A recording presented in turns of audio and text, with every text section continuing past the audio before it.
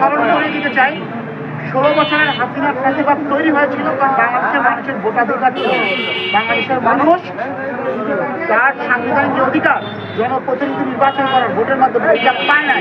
এই কারণে 16 বছর সে রাষ্ট্র রাজত্ব করতে পেরেছিল।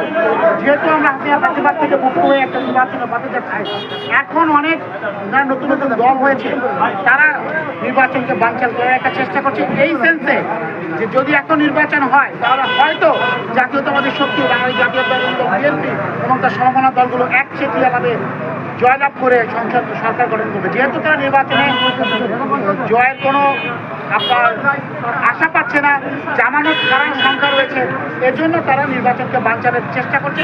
এবং এই যে প্রক্রিয়ায় যেহেতু হাত পাখা দিয়ে বাতাস করছে, যেই হাত পাখা দিয়ে বাতাস তারা আওয়ামী ফ্যাসিবাদকে 16 বছর ধরে করেছিল, কেউ কেউ আবার তাদের ষড়যন্ত্রের দাঁড়িপাল্লাকে ভারী করার জন্য অনেক সেই দাঁড়িপাল্লায় অনেককে উঠাচ্ছে যাতে নির্বাচন বানচাল করতে পারে, এই ধরনের চলছে।